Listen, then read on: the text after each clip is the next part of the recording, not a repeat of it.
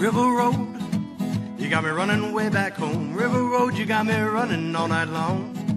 You got me singing some canal boat song. River Road, you got me running all night long.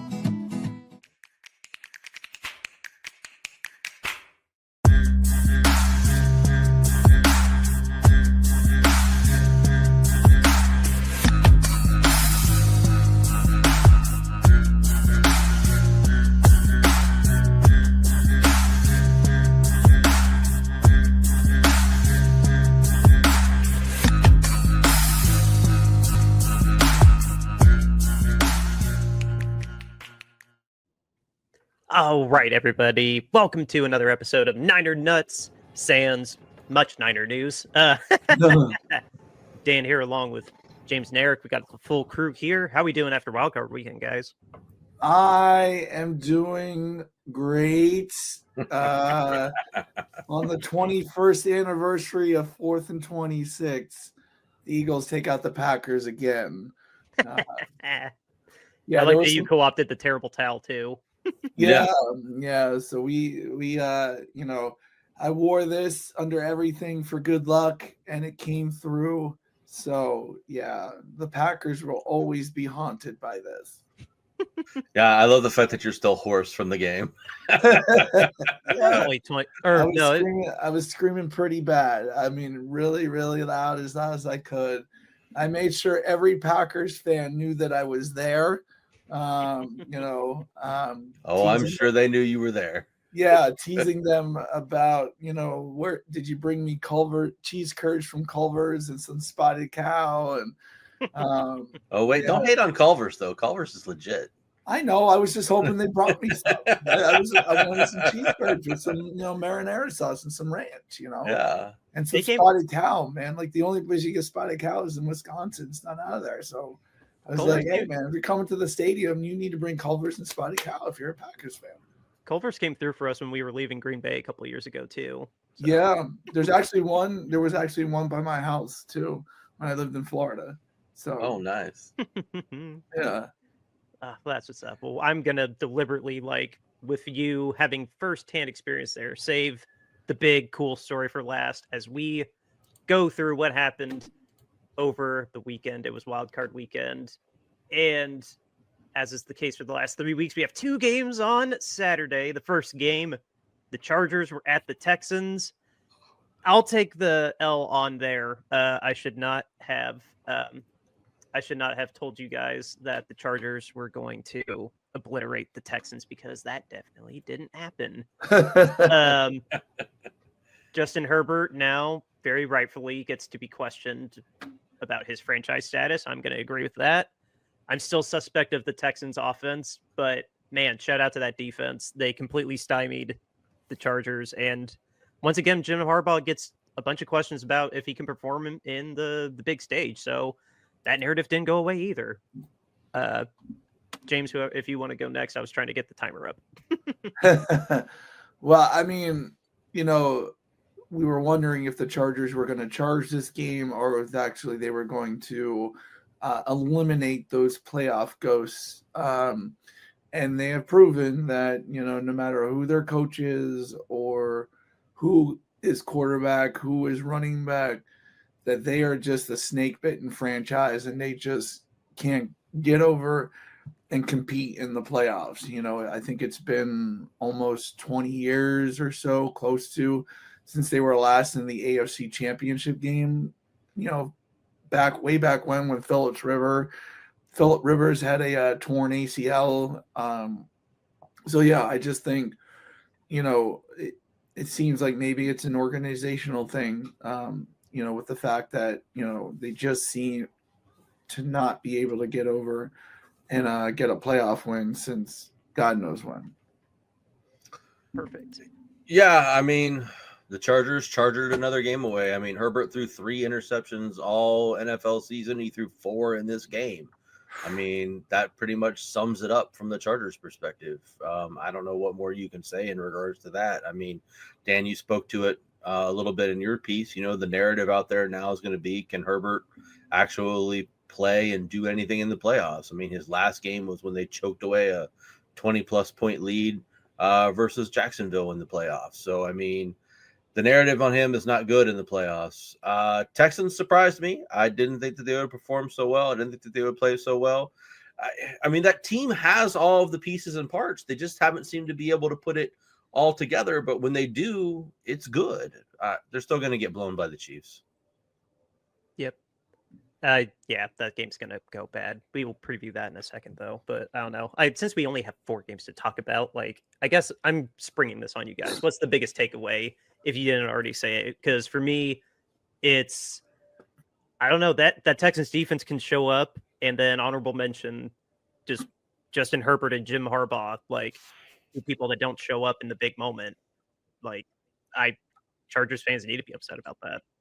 Yeah, I mean, I'd be more upset over Justin Herbert than I think Jim Harbaugh, because Jim Harbaugh has at least proven that he has been able to win playoff games. Maybe not the grandest of them all, but he's been in a couple big games in the NFL, has won once, to get to the Super Bowl.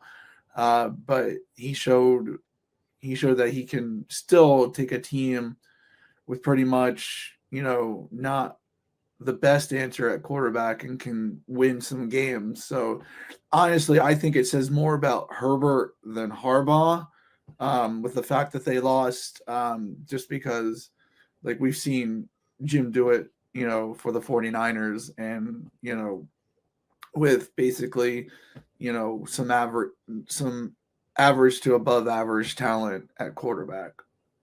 Well, I guess, sorry, I was going to, if this happens to tie into you, cool. But, like, I guess I'll tie in rivalry and situational, like the certain stage. Jim, when you look at the stage, whether it's a big stakes or a rivalry game, a la Ohio and Michigan, Seattle and the 49ers, the ratio doesn't favor Jim.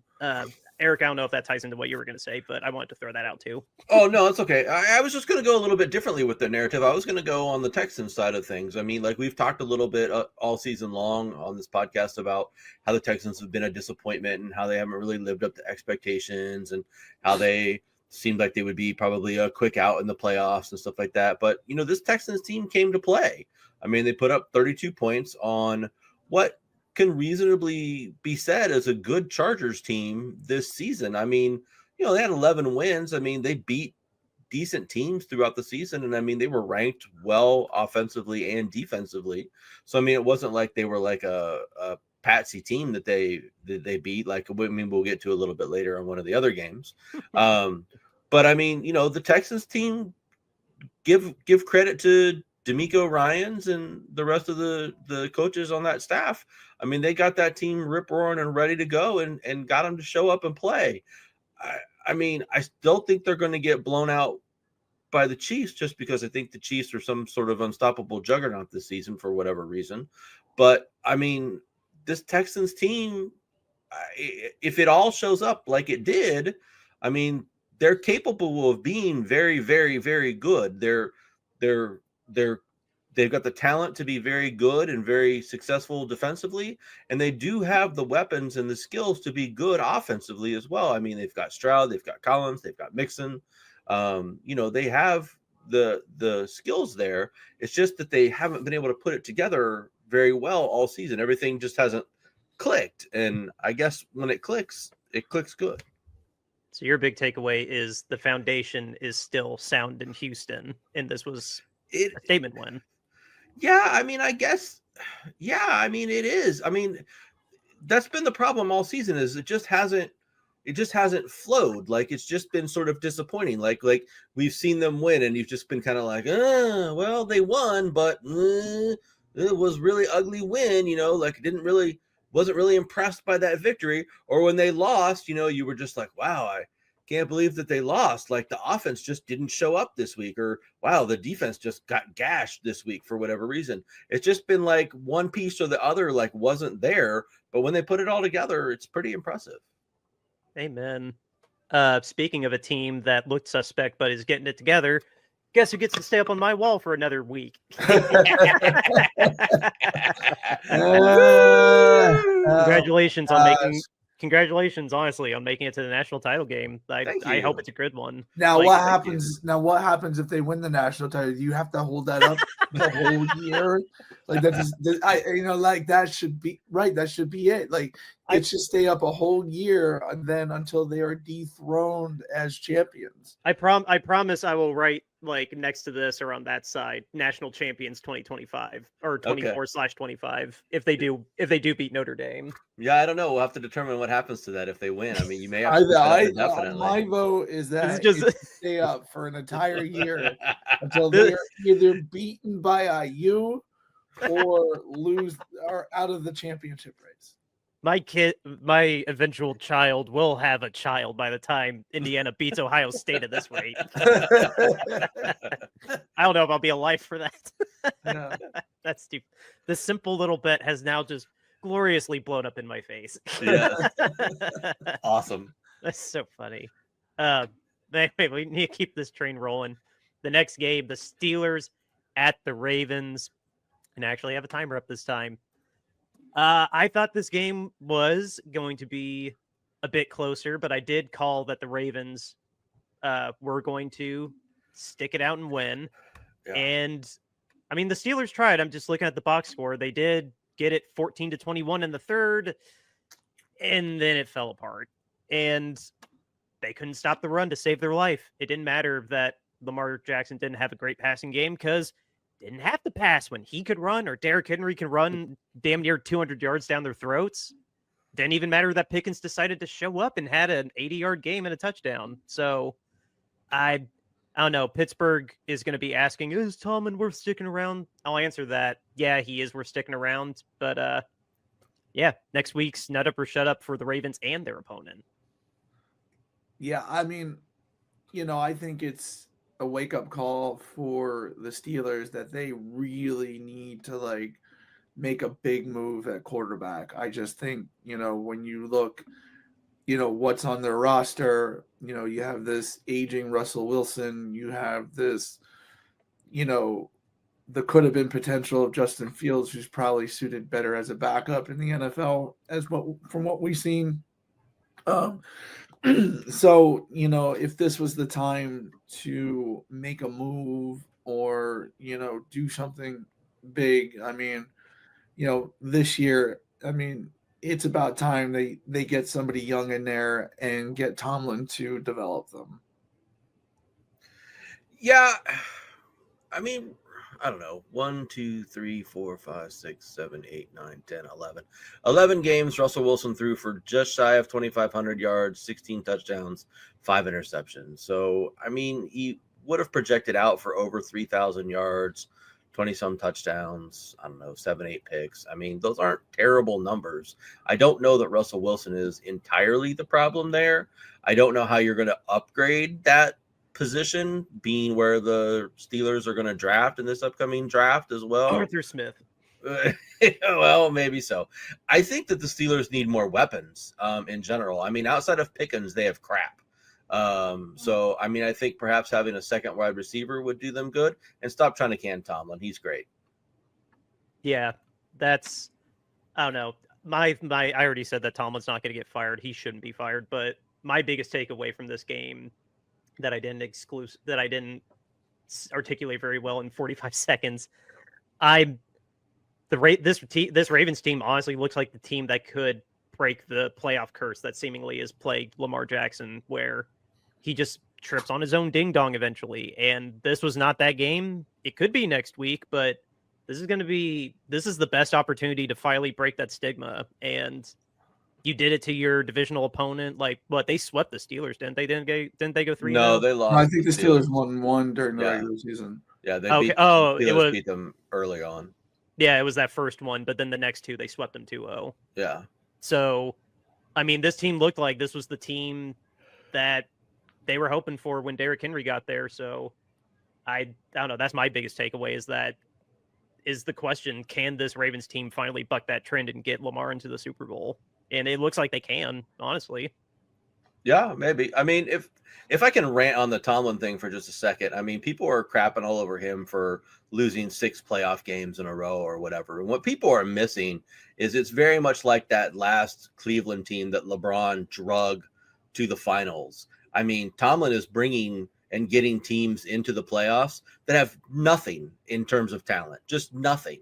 And he's coaching them up and getting them there. And so there's a reason that they're losing in the playoffs, because they're getting in as a 7 seed or a 6 seed a lot of times. And then they're getting bounced because they're playing a legit 2 or a 1 or a 3 or whatever, however it shakes out. And they're getting clobbered, and rightfully so, because he's drug a team with near zero talent, and because of his sheer will and magical coaching powers has gotten them into the playoffs. And I mean, so yes, he's lost 6 playoff games in a row. This is probably the best team that he's gotten to the playoffs in the last 6 years. And it still wasn't enough because he ran into a buzzsaw that's the Baltimore Ravens right now. I mean, if he ended up playing against, the Broncos or the Chargers or even maybe the Texans, could have potentially been a completely different outcome, but it wasn't. And so therefore you have that happen. There would be, I mean, probably every team but about 5 or 6 teams in the NFL lined up around the block to get Tomlin as their head coach if he became available. I mean, that's absolutely insane that you would consider firing that man. Well, yeah, and if they fire him, he'll have a job by sundown. Like if they fire him at 9 o'clock in the morning, he'll have a job by 5 o'clock in the afternoon. Like, I mean, what team? There, I mean, like you said, Eric, there's a whole line of teams. Yeah. Any team that even has a question mark at coach would want to get in there with him. Could you imagine him going to the Browns, or maybe the Bengals, or something like that? Just like, get rid of me. I'm going to go to a division rival, and then we're going to kick your ass, Yeah, I mean, there would be so many teams lined up to get him. I mean, I think he just re-upped his deal. I think I read earlier today. So, I mean, he's theoretically there for a long time. I mean, obviously, Dan, in your lifetime, you've probably seen 3 Pittsburgh Steelers coaches. So, I mean, like, they don't change coaches very often as it is anyways. My conscious watching of football. His lifetime is only 2, actually. My conscious watching of football, it's literally only been Tomlin. Yeah, oh, really? Yeah. What's his Tomlin name? And Cowher? Cowher. Oh, Cowher. Cowher and Tomlin. That's the only 2 that he's had, because he was born in what? Well, you were born in 92? Yeah, 92. So that was with Cowher. Yeah, Noel was already gone. I didn't realize I was like a kid when Cowher won his Super Bowl. So like I didn't really like conscious absorption of football information. I've only known Tomlin. Yeah. So I mean, but his record and his skill and his ability as a leader and a motivator of men is just unquestioned. So the idea that anybody is even considering the fact that you would fire him is ridiculous. Now, if he gets a team with a legit quarterback, who I guess, we can hem-haw back and forth on whether or not Wilson is a legit quarterback or not, and he gets another receiver there and maybe, a couple more pieces on offense and defense or whatever, and he has like a real stellar team and then bombs out in the playoffs, then we can talk. But right now, no way. No way. There's only a 6-game playoff losing streak because of him. Otherwise, you wouldn't even have a 6-game playoff losing streak. How many franchises what some fan bases would sacrifice to have 18 consecutive, at minimum 8-win seasons, now 9-win seasons? Yeah. Like to even have that close of a prayer to make the playoffs every single year. Yeah. I mean, before, look, like the Lions before 3-4 years ago would have sacrificed baby children to the gods to have that kind of success. Yeah. I mean, it would have been like Babylon all over again. Like, that's just how many children come here, come on, everybody, let's go. We're gonna go. Yeah. We're gonna go have fun at the top of the temple. Yeah. And then, So like the Jets, the Giants. I mean, there are so many franchises that are in absolute purgatory that would kill for a coach that has them having that sort of success. Now, I mean, it's a different kind of purgatory being in this sort of like continued like, oh, we just made the playoffs. Oh, we draft really kind of in a crappy spot again. But I mean, that success, that knowing that your franchise is at least making the playoffs every year. I mean, so many. I mean, just as someone who lives in Ohio, I mean, the Browns would absolutely roll over and do whatever it is that you wanted for that kind of success. I mean, they're crazy.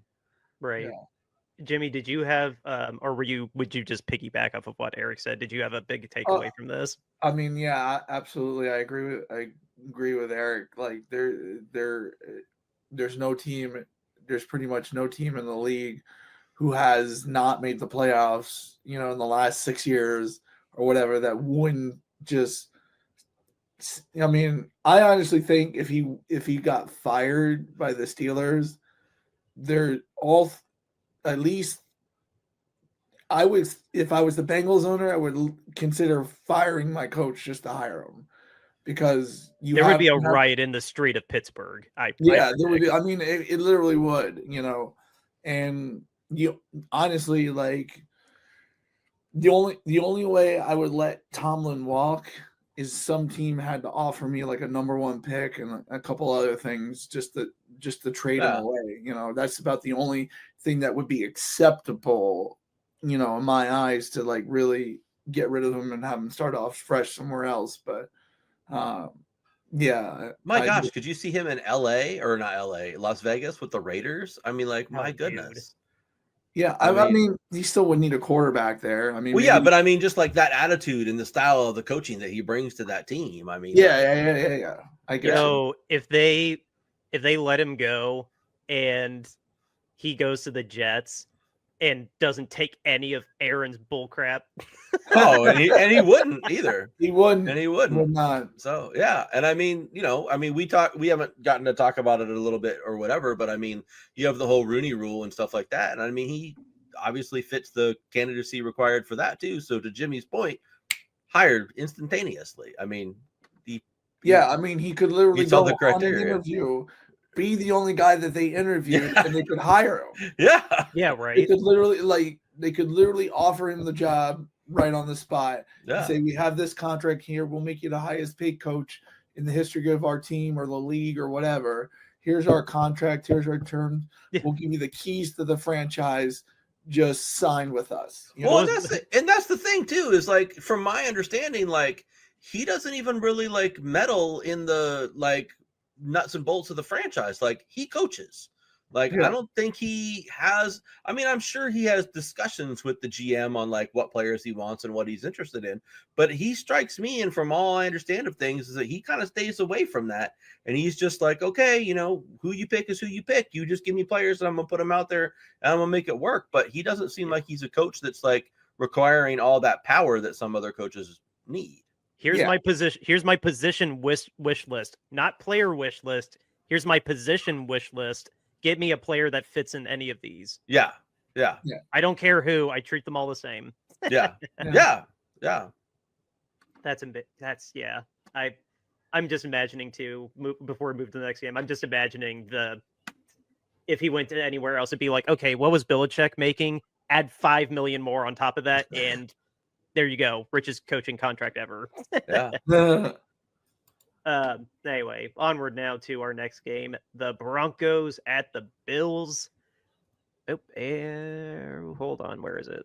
If we even really need it. Broncos at the Bills. This was probably the biggest letdown of the weekend for me. Like, the game that was obviously the biggest blowout. I thought you would think this game would have been a lot closer after that very first drive was a huge touchdown for the Broncos. And then it just fell apart. And Buffalo just trucked right through them like they were nothing. And I don't know. I kind of bought in a little bit like, okay, Sean Payton gets to the playoffs. Like, maybe this could be. Nope. Josh Allen didn't have any issues. And there's nothing else really to say about this game. I didn't even need my timer. Just, I don't know. You have a good foundation for the future, Broncos. But yeah, you weren't going to stop the Bills. The matchup they have next was destined to happen. Well, yeah. I mean, what do we got? Chiefs Bills like 10. I feel like it's the Rocky franchise, and it just keeps on going, keeps on going. Like you think this is the last one, and then it goes for another one. But I mean, the Broncos, like you said, have a good foundation going into next year. They could probably, draft. I don't know what their cap space is like, but they could probably pick up some free agents to Better than this year. Yeah, so I think I think they could go out there and maybe pick up a few names and get some decent talent in, and maybe beef up the defense a little bit. Since you forfeited 7 seconds, they are not 80 million tied to Russell Wilson, so much better cap situation next year. Yeah. Yeah, that's 2025. They're effective. Where are the Broncos on here? They have 48 million in cap space for next year. Oh, effective cap space 33 million. Sorry, 33 million in cap space for next year.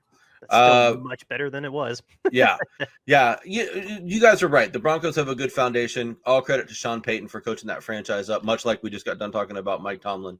Sean Payton really did a good job coaching that franchise up. I mean, that closet in Denver is pretty bare. We talked a lot about them in one of our previews of the NFL season when we did that earlier on the show. They didn't have a whole lot there in terms of talent. They got rid of a lot of people, and they still made it to 10 wins and still got into the playoffs, which was something that nobody expected. The Bills still worry me a little bit though, because they play to the level of their competition. It seems like on most games. I mean, you can see that game is 10-7 through the first half. They've got to be blowing teams out better than that. Yeah, I don't know. I'm going to cheat and have 2 big takeaways from this. One, we can follow up as much on it as we want, but just Sean Payton got his quarterback. I think the Broncos fans should be very happy with Bo Nix. Cool. You got blown out in your first playoff game. You made the playoffs as a rookie. Find the silver linings, dude. But no, the Bo Nix experiment, I think, overall worked. And the other side of it with the Bills, I mean, this game is going to be the ultimate nut up or shut up game. Josh Allen, is he going to get over? He's now more than likely going to face Lamar Jackson, and if he survives him, he'll more than likely face Patrick Mahomes. This is that first step of where is your supremacy in the AFC? You get it. We've been calling you MVP all year. This is how you get to be MVP. The two best quarterbacks along with you are your next 2 opponents, and then you get to the Super Bowl. So I'm very, very eager to see if Josh Allen can rise to the occasion. Yeah, I mean, for your reference, Dan, Bo Nix threw for almost 3,800 yards, 29 touchdowns, 12 picks. So, I mean, that's damn good year in my book. Yeah, for a rookie, yeah, that's a real good year. Yeah, and again, with a pretty bare closet of weapons other than Cortland Sutton. So, yeah, Marvin Mims, All Pro. Very, very lucky they have him. I know it was a returner, but he's a great deep threat. Yeah. Anyway, that was my big takeaway. Bo Nix is really good, and I cannot wait for Lamar versus Josh. I am so hopeful that I don't have anything to do this weekend like I did this weekend, so that I can actually watch football. That would be great. When is that game? I didn't. That's Sunday night. That's Sunday night. Wait, is Ravens? I believe Ravens. Yeah, it is. It's Sunday night. Yeah, that's like the Sunday night game. Yeah, right after Eagles versus Rams or Eagles versus Vikings. Okay, I know Tony's calling that game. I forgot it was Sunday 6:00. Yeah, but no, that one being the tail end of divisional round weekend. I don't blame him for putting it there. Yeah. So Jimmy, what's your biggest takeaway from this game? I mean, Bo Nix seems to be, an answer at quarterback for them. Like I said, and yeah, I mean, we get Josh Allen, Lamar Jackson, in the divisional round. I think that's going to be a great matchup. We'll see what Lamar can do on the road in the playoffs, if they can keep the momentum going, or if are the Bills going to, I don't know what their home playoff record is since Josh Allen's been there, but I think it's pretty decent. So I think that we'll see if the clash of the Titans will produce an epic game. Will Josh Allen continue to be the bridesmaid, or will Lamar Jackson trip on his ding dong again? That's what's at stake in this game. And just if you had ESPN up too, we're skipping because I want you to talk to us about this game in detail because you were there. Just going to jump to the Commanders at the Bucks. So, Eric, were you looking up a stat, or I didn't want to interrupt you? I was, but it's been it's not written out very well, so I can't tell. Josh Allen is supposedly 6-2 at home in the playoffs in his career. Yeah, so he's got a great record at home in the playoffs. Yeah, well, that bodes in his favor then. That's good. So anyway, the Commanders at the Bucks. Well, we were nuts for Bucks for a week. It was Jaden Daniels, baby. It was a valiant effort, and congrats to Mike on his record. I don't know. I'm not versed enough to know exactly what will help the Bucks get over the divisional round or even the wild card round bump next year. Re-signing Godwin will probably do it, but or will help. But credit where credit's due. Commanders finally got a playoff win for the first time in 20 years. Jaden Daniels is legit. Dan Quinn shaking ghosts off his past because this is the first time he's been a head coach since that Super Bowl disaster. And I don't know. That's awesome. I'm very, very happy for Commanders fans. This has been a long time coming. Yeah, I mean, good one for Commanders fans. I'm sure they all crapped their pants when the ball hit the freaking upright.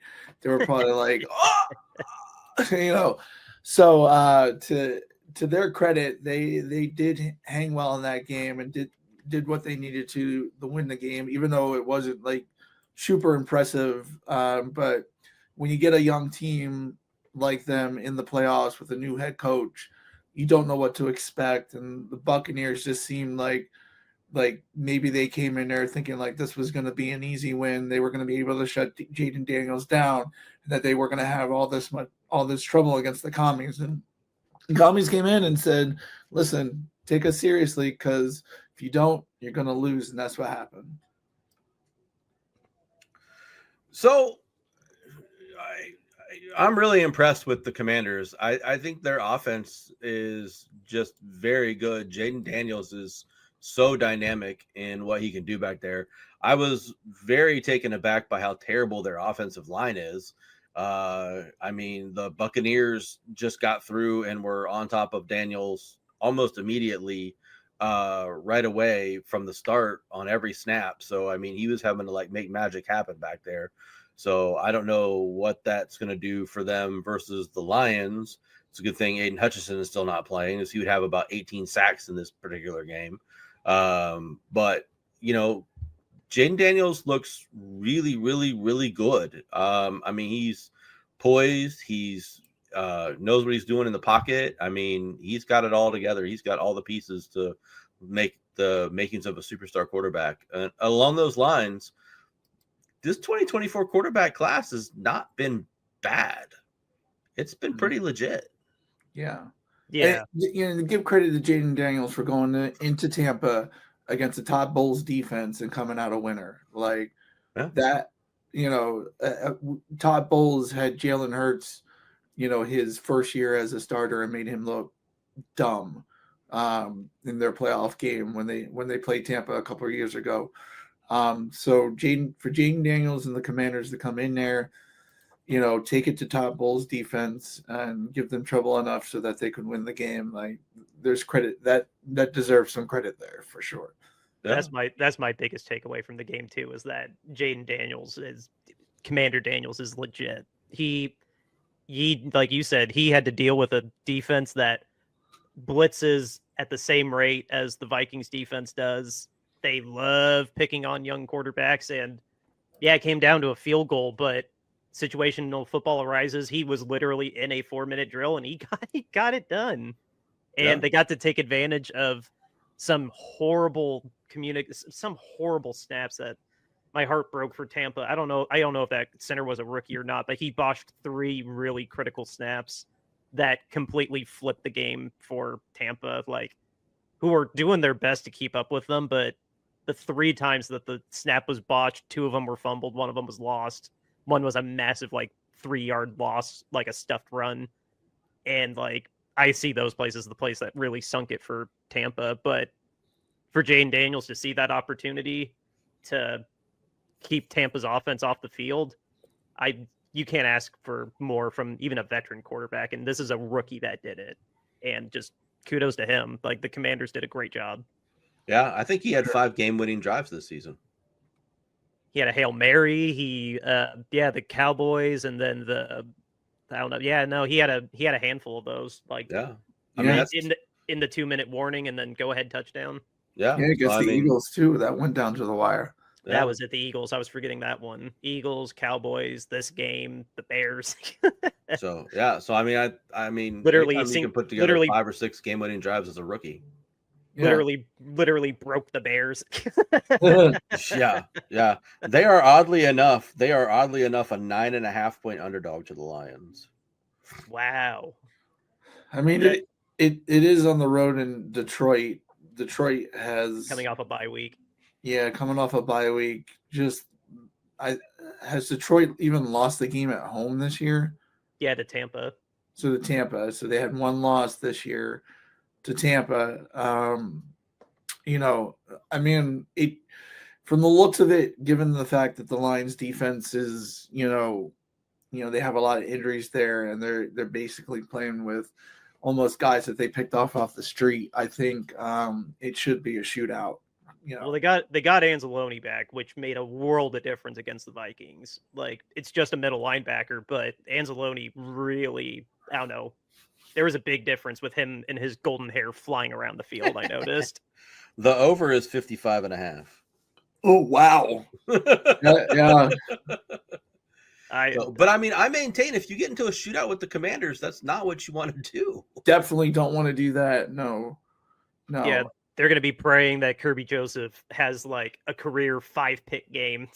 Yeah, I mean, they literally had 5 turnovers against the Eagles and still won in a shootout, Yeah. So like they've proven that no matter what adversity pretty much they go through during the game, if they're still in it by the end, they could easily win the game, even though they may have not, their offense may not have made or been the best, Yeah. Look at who is breaking away from their own stigma as well, with Cliff Kingsbury not completely crapping the bed when it got cold.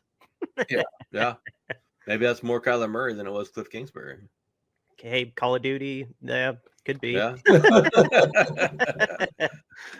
Well, let's go ahead and move on to the best game of the weekend for Jimmy B. Yes, our best game that we say for last. The Packers at the Eagles. Eric, let's do this. I will do 45. You do 45, and then I'm not even going to use the timer on Jimmy. He gets 10 seconds. Well, anyway, Packers at the Eagles. Wow. I don't know if I could put it to his elbow, but it didn't even matter with his elbow because you guys were just picking off Love's receivers one at a time. Yeah. He literally had nothing to throw to by the end of the game, and he was still throwing ducks anyway. You picked him off 3 times. Just the Packers team I thought was going to show up in the playoffs didn't, and it's a credit to you guys. The Eagles just manhandled them. It's going to be really interesting because we're taping 30 minutes before their opponent. We know who it is. But no, being in Philadelphia, like, good luck whoever's next. Like, you guys look like you're really primed for your playoff run. Yeah, what's most interesting to me about Philly is just the different ways that you guys seem to be able to win football games. You guys seem to be able to win football games when they're high flying, high scoring. You guys seem to be able to win football games when they're dirty and gross and you have to grind it out, which this game, like, kind of was, because your offense wasn't really clicking at a super high level in this particular game. Because to your point, which you had made on the previous podcast, that Hurts you thought was going to be a little bit rusty and not look so good in this first game back. And by all measures, statistically, he didn't really perform all that well. So, but, Barkley still looked good. The defense looked good. I mean, your team is it's really just built and primed for a strong playoff run. And you've got talent on both sides of the ball that stacks up well. I mean, what a first Eagles playoff game to go to. Like, this is something that has been like 4 years in the making, trying to get to an Eagles playoff game. And I finally do. And what happens on the opening kickoff? There's a fumble, and like we're just going nuts. I'm hugging people. Like, oh my gosh. Like, this was like this was the best. Like, just being able to go to a home playoff game for the Eagles is something I've been wanting to do as a bucket list, and they did not disappoint. I mean, like you said, Eric, we all said that Jalen was going to be rusty coming into this game. But, one thing, he didn't turn the ball over. That play to Goddard was a check. Like, he checked to that play.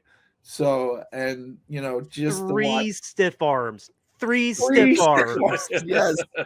That was amazing. Everybody in the stands was like, that was a big boy touchdown right there. That was, and Mike Quick was like, he beasted him. Like, it was, we basically were, Nick Sirianni preaches like physicality as part of the team. And the Eagles were just really, really physical with this game. They set the tone right away with that opening turnover on the kickoff, and then proceeded to keep going with, having 3 turnovers, and it was just really, it was a good, dominant win, even though like the Eagles offense really didn't do much, and after that run by Josh Jacobs, what? I mean, a lot of people said like Packers were still a good team. Josh Jacobs is still a good player. Like, sometimes he's just going to run over people at times. But what ended up happening was after that, that was it. They didn't score again. The defense cranked down.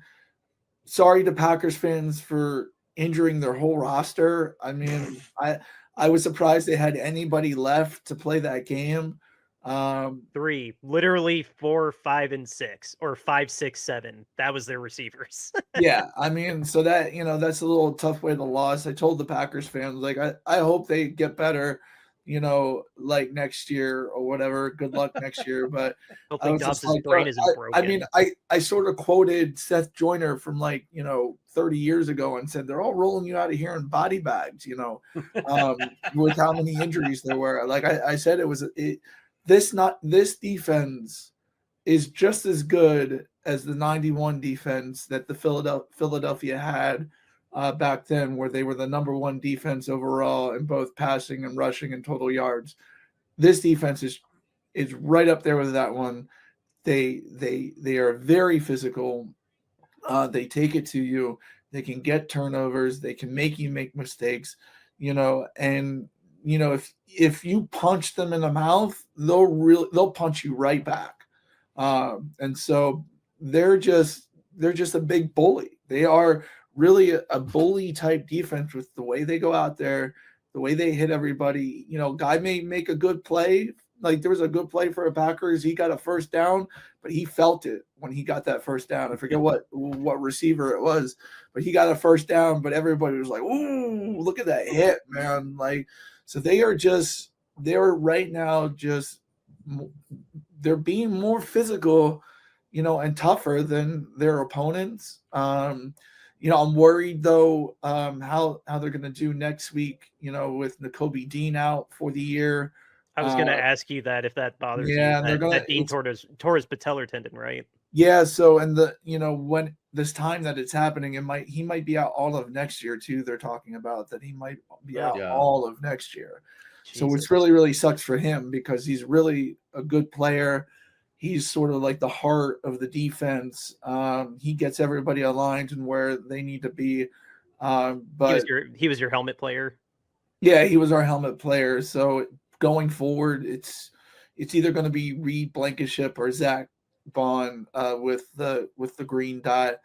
But give credit to Orland Burke. Orland Burke came in and did a good job too. Like he made tackles. He was within and everything, and that's a credit to Howie Roseman. Howie Roseman really built this roster not only with stars and talent on the starters, but really in depth as well.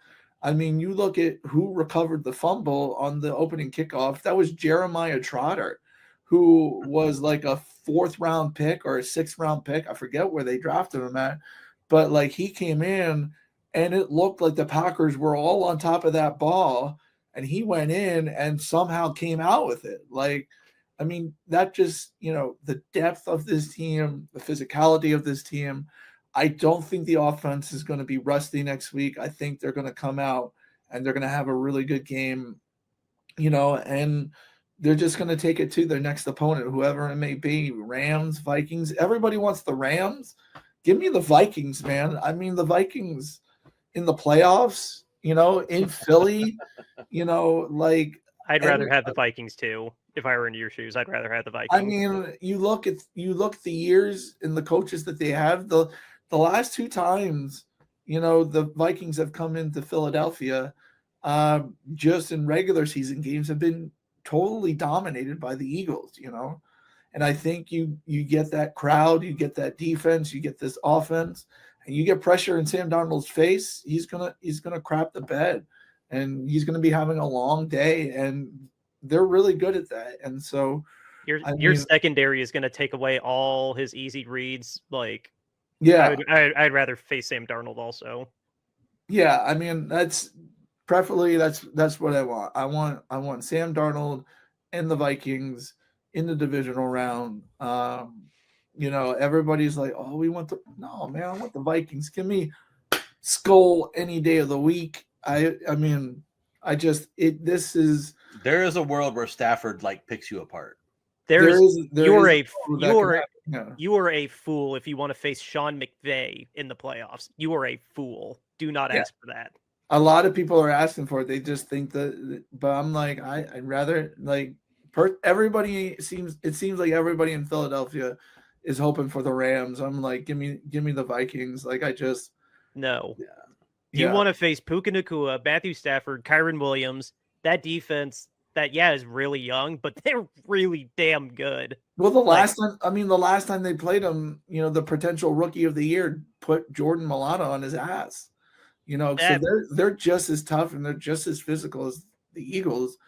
And I just don't think it would be an easy win as everybody may think, No, pray for the Vikings. Pray for the Vikings. I mean, don't get me wrong. There is a world where we, trash the Rams and we can easily beat them. Yeah. There is a world where that could happen. But personally, I'm taking history out here. Like, look at the times that the Eagles have played the Vikings in the playoffs. Doesn't matter whether it's in the Dome or in Philadelphia. They just have a way of always beating the Vikings in the playoffs just because the Vikings are who they are. I mean, as much as I love Sam Darnold and think that he's great, I don't think he's going to come into Philadelphia and pick our defense apart and just look like Joe Montana or something. Not with this defense. This defense is just really, really good. I believe they would literally shut the Vikings offense down. Darnold would have 3 picks and it'd be an easy win for the Eagles. That's my personal opinion. So. Yeah, I always want to play the lesser of 2 quarterbacks. And if you have to ask me which quarterback I think is better overall, I think Stafford still has more in the tank than Darnold does and has to give, even though he's been great this season. Don't get me wrong. He's been really good, but I still think you put the wily veteran Stafford back there and give him the ability to do what he does. I think that can turn out bad for you. Not saying that you can't beat the Rams, obviously, because you're more than capable of beating the Rams. Oh, we did it once this season. but I'd much rather take my chances against Darnold, who I think is the lesser of the two quarterbacks. For sure, for sure. I have so much respect for Sean McVay. I really don't ever want to face him in the playoffs. Yeah, I mean, I would still be confident if Sean McVay and the Rams came in that we could beat them. You'd be favored.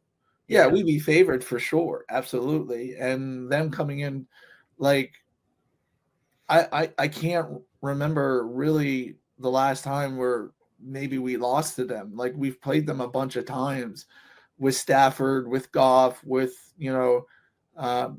it's just the matchups just always we just end up beating them. But they are the tougher draw. I believe they are the tougher draw. And I would, like I said, I'd rather face the Vikings, but I think we'll win against either team. It would just be a tougher game against the Rams, because I believe the Rams are just as physical as the Eagles with how they play defense. So you have won 4 of the last 5, and 1, 2, 3, 4, 5, 8 of the last 10. Yeah. Okay. So I could I'm pretty. I could go back further than that, but that gets you far enough. Yeah, I'm pretty confident. That's versus the Rams, to be clear. But versus Sean McVay, I think we're like 4-1. How long has McVay been there? Since 17. So you are 4-1 against McVay, yes. Yeah, he got hired the same year Kyle did. Yeah, and the first year we faced him was 2017, when he was like, he won Coach of the Year, but Doug Peterson beat him out in LA for the division.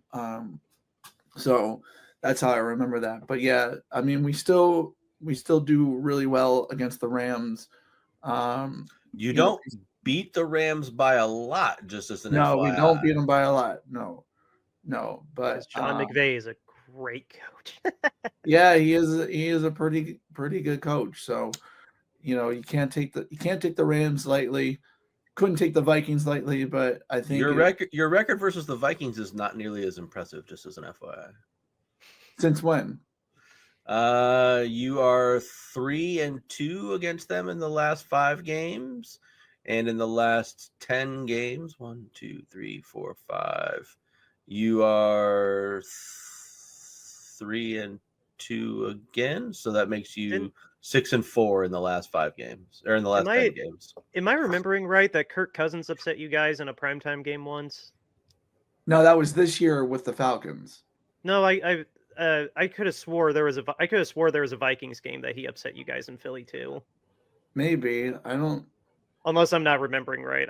I just for some reason I see like Darius Slay getting beat by Justin Jefferson in my head, and I thought Kirk Cousins like upset you guys in prime time. Yes, you are 6-4 against them in the last 10 games. Okay. What about the playoffs? Can you see the playoff records? Playoffs? Sure. You beat them in 2018 in the playoffs. You clobbered the crap out of them. That would have been Kirk Cousins. In 2009, you beat them in the playoffs, and in 2005, you beat them in the playoffs. So not remotely and regular. In 1981, you beat them in the playoffs. Yeah, so we generally have a good playoff record against them. You do have a good playoff record against them. So yeah, so that's sort of what gets me to the bring the Vikings to Philly, and in this with a high pressure situation, a chance to go to the NFC Championship game. Oh, you are 16-15 overall all time. All time, 16-15. Yep. Yeah, but I bet a lot of that was like a lot of the Vikings wins were in the 70s when the Vikings were really, really good, and the Eagles were really, really bad.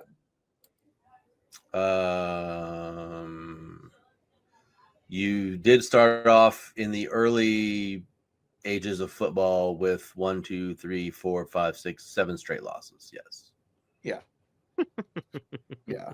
So the Vikings, I mean, nobody remembers this, but the Vikings made 4 Super Bowls with Bud Grant. And I mean, so the Vikings were like I mean, there was even one year the Vikings were argued to be the best team ever in the history of football one year before they lost in the Super Bowl. But yeah, I mean, like nowadays they're not as dominant in the playoffs because I mean, I argue it's because they play under a dome. They don't have weather anymore. I mean, think about the Yeah. weather, what it's like in Minnesota in January and Oh February. yeah. Yeah. Like, yeah, like I mean, that's probably why they haven't won in the playoffs. They play in the dome and weather's not a part of it. So In the spirit of keeping with being a Niners podcast, the 49ers are 21-15-1 against the Eagles all time overall. There we 21, go. 15 and 1. Yeah. So we do have the advantage overall. Well, yeah, I think, that probably came in the 80s and, with Joe Montana. I mean, Joe Montana literally would school us just about every time we played him. There's actually a lot of losses in the 80s and 90s against you. I know there's one loss where we had, there was one loss you gave us and we were up 28 points in the game. Oh, I'm sorry. I'm looking at these from a Philadelphia perspective. I'm sorry. You did get a lot of losses. So yeah, we killed you a lot back in the day. My bad. Yeah. I mean, so yeah, we didn't do good against the 49ers back in the day, even with our buddy Ryan defense. I do remember though one opening day, Charlie Garner ran for 200 yards against you guys. Do you remember that, Eric? Yes, I do. Jeez, yes, I do. Yes, that sucked. Yeah. Well, I think with that, we've gotten to close to our hour marker, and I do have one actual bit of Niners news that I'll do after, because it literally, not much, it's just some awards. But I'll do that after a quick word from our sponsor, RoyalRetros.com. What Royal Retros is your go-to place to get yourself an authentic throwback jersey. Whether you're a fan of football or any of the major sports, basketball, soccer, what have you, Royal Retros has you covered. And right now you can go check out the Candlestick Collection. It's curated with the Bay Area in mind. And when you find something that you like, use the promo code Shady Sports, and that'll get you 10% off of your entire order. Again, it's promo code Shady Sports. You get 10% off your entire order at RoyalRetros.com. Go get yourself an authentic throwback jersey today. James, tell the people about our t-shirts too while we're at it. So guys, we've been raising money for Mountain Comprehensive Care Centers in Kentucky, an organization that deals with people who have suffered domestic violence and sexual trauma. Basically, we're raising it because we're trying to raise awareness to the lack of owner accountability in the NFL. We chose that charity because at one time the Houston Texans minority owner was charged with very serious sexual crimes. In the NFL, you didn't hear it reported for at least 3 months. And we all know when Tyreek Hill got arrested on opening day, we literally heard that right away before he even made bail. So we see the lack of owner accountability in the league, and we're trying to push that there is more. And so we are selling our t-shirts for this great organization. Here's our message. Owner standards are less than player standards. # owner accountability. You can get that in different colors, different sizes, and different styles. Next up, we have our podcast logo art. You'll find this anywhere you see us on YouTube, Spotify, Apple Podcasts. This is our logo in our profile picture. $22.99 gets you that in a t-shirt. Next up, we have our alternate logo shirt. $22.99. That comes in different colors, different styles, different sizes.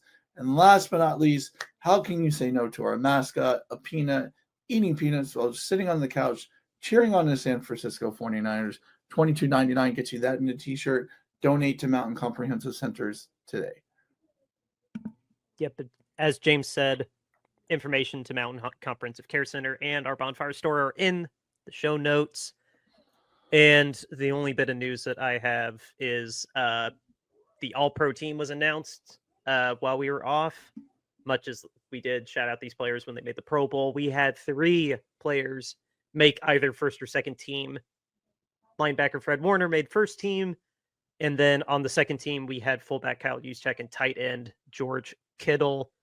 This is Kyle's, oh my God, Kyle's like 6th All-Pro. And this was, I want to say Fred Warner's 4th and George, I think this is his third overall, like 2 firsts and a second, something like that. But yeah, no, just shout out to those guys. Like even in a bad season, they showed up. Yeah. And hopefully we re-sign Kyle because he took a pay cut this year, so that doesn't bode well for him re-signing with us. Yeah. And But, credit to I George mean- Mailata for making second team All Pro. True. Finally, some recognition for him. 6 Eagles in total. That's awesome. You know, in total. But did you Yeah. see what Lane Johnson put up on his locker? Oh yeah, his stats versus Penei Sewell's. Yeah. Nice. I mean, we could talk a lot about it more in the offseason and stuff, but I mean, like, if you're use check, where else are you going to go? I mean, Who there's else like, uses a fullback? Yeah. yeah, I mean, there's like 3 other teams in the NFL that use a fullback. So, Yeah. I mean, like, are you really going to go to the Raiders? Are you really going to go? I mean, the Ravens use a fullback, but they already have a guy who I think was the first team All Pro guy. Packers use a fullback. Miami's fullback is Eagles a captain. sometimes use a fullback. But I mean, none of them use the fullback like the Niners use a fullback. So I mean, like, do you really want to go to a franchise and, I mean, be a guy that's going to come in for maybe 1 or 2 plays a game to literally be the designated blocker, or do you want to play on a franchise where you're going to get some action, you're going to get some handoffs, you're going to get, I mean, like, I don't know. So I mean, we all literally get action, right? Huh? I think we all want to be somewhere where we get action, right? Yeah. Amen, yeah. yes. Yeah. He's our Swiss Army knife. Like I was telling my wife while we were watching a game that like after that big catch that he had against Arizona, I was like, he's not a guy that I can really brag about in the box score, but like if you watch highlights of a game where he's in versus a game he's not, it's notable. Like not as drastic as when Trent's out, but it's notable when Kyle's not in the game. Yeah. So I mean, I just think when it boils down to it, I mean, yeah, it sucks that he's going to have to take less money. I haven't looked at his contract yet. Maybe it's not as much as we think that it is, like it was with Debo. But I mean, like, I don't know why. I mean, and theoretically, the Niners are going to be a contender again next year. So I mean, like, I'm coming back to a contender. I'm coming back to a team where I get the ability to do a lot of really different things and really unique things at my position that I'm not going to do for other teams. I'm coming back to a culture that I appear to like because I'm always out in pictures with all of the other guys whenever there's games, and I'm at the Golden State Warriors games and stuff all the time. So I clearly like my teammates. Like, why would I go? And I've been in the Bay Area for what, 6 seasons now? He's been there since day one. So he's been there since 2017. Yeah. So, I mean, I'm clearly pretty well established there. So do I really want to uproot everybody in my family to just go someplace else and probably not have nearly as much fun? I don't know. But I'm thinking if Howie Rosen convinced him to go to the Eagles, it would be because they would work him into the offense somewhat.